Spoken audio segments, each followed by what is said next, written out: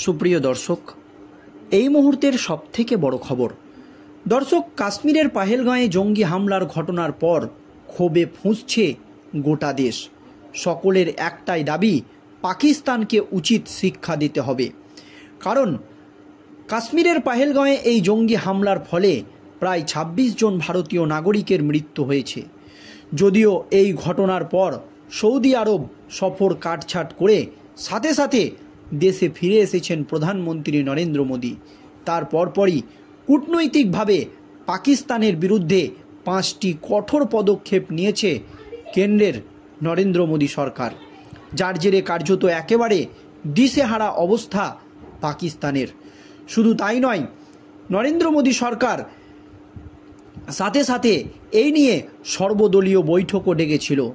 সমস্ত দল কেন্দ্রীয় সরকারের পাশে দাঁড়িয়েছে।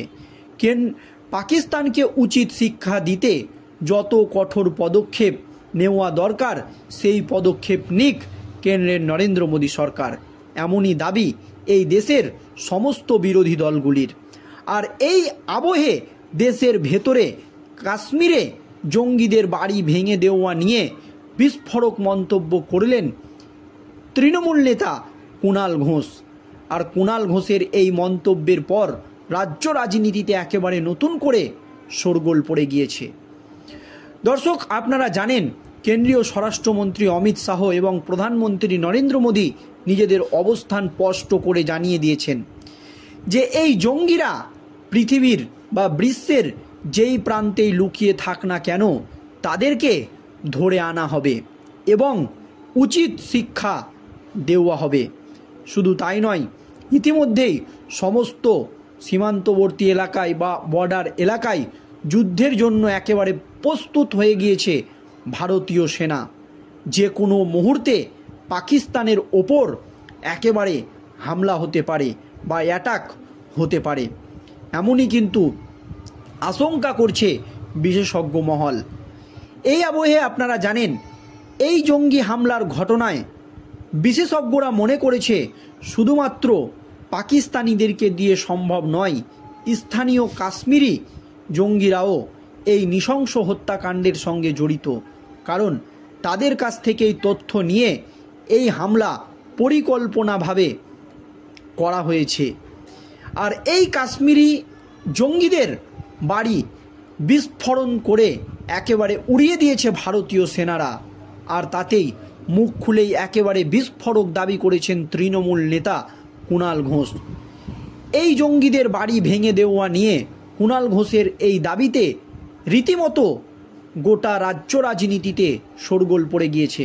কি দাবি করেছে কুণাল ঘোষ শুনুন দর্শক। পাহেলগাঁয়ে হামলার পর থেকে কাশ্মীর জুড়ে চলছে সেনা অভিযান। উপত্যকায় জঙ্গিদের খোঁজে চিরুনি তল্লাশি চালাচ্ছে সেনা।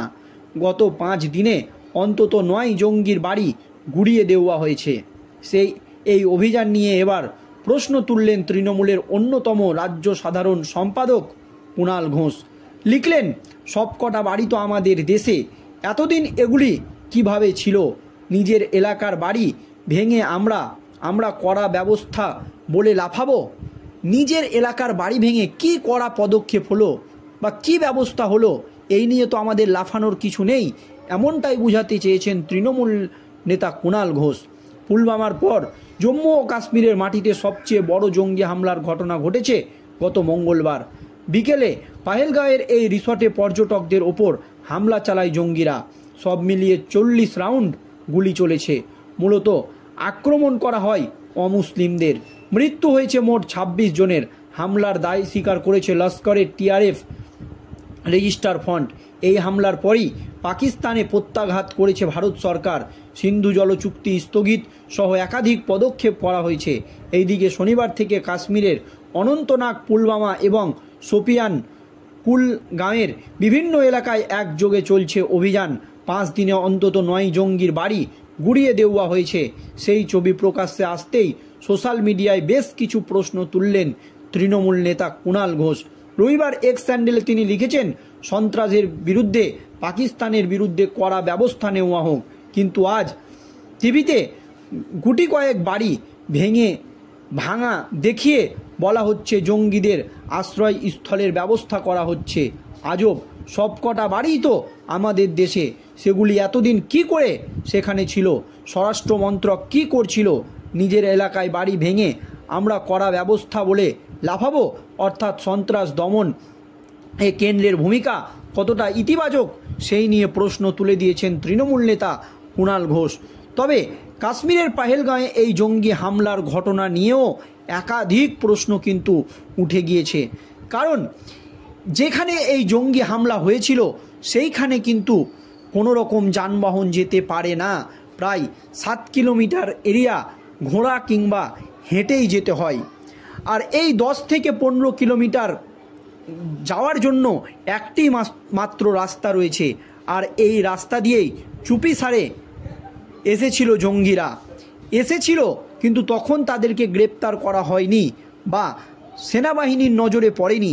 এই নিয়ে প্রশ্ন তো উঠেছেই, কিন্তু আসার পর প্রায় 1 ঘন্টা ধরে বা 40-50 মিনিট ধরে পাহেলগাঁয়ের সেই জায়গায় তাণ্ডব চালালো জঙ্গিরা, ফায়ারিং হলো।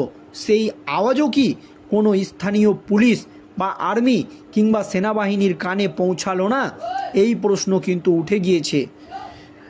ঠিক আছে, পৌঁছালো না, তারপর এই হত্যাকাণ্ড চালানোর পর আবারও কিন্তু সেই জঙ্গিরা সেই রাস্তা দিয়ে প্রায় 10 থেকে 12 কিলোমিটার এরিয়া চলে গেল, কিন্তু তাদের গায়ে হাতও লাগাতে পারলো না সেনাবাহিনীরা।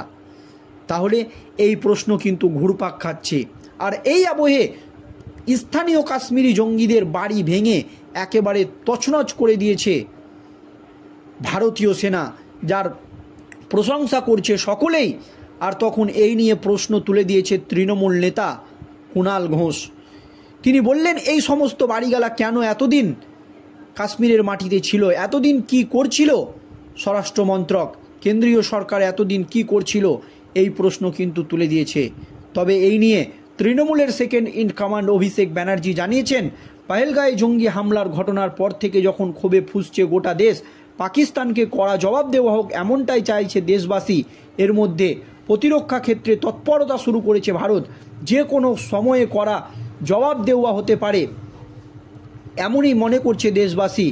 আর এই সময়টাকে পাক অধিকৃত কাশ্মীরকে পুনরুদ্ধার করার সময় বলেছেন অভিষেক ব্যানার্জি। শুধু তাই নয়, সোশ্যাল মিডিয়া পোস্ট করে তিনি দাবি জানালেন, ওরা যে ভাষায় বোঝে সেই ভাষাতেই পাকিস্তানকে সবক শেখানো হোক।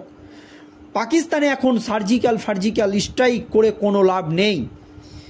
পাক অধিকৃত কাশ্মীরকে দখল করতে হবে। আর পাক অধিকৃত কাশ্মীরকে দখল করার এটাই উপযুক্ত সময় বলে দাবি করেছে তৃণমূলের সাধারণ সম্পাদক অভিষেক ব্যানার্জি। দর্শক, এই নিয়ে আপনাদের মতামত অবশ্যই ভিডিওর কমেন্ট বক্সে জানাবেন। ধন্যবাদ।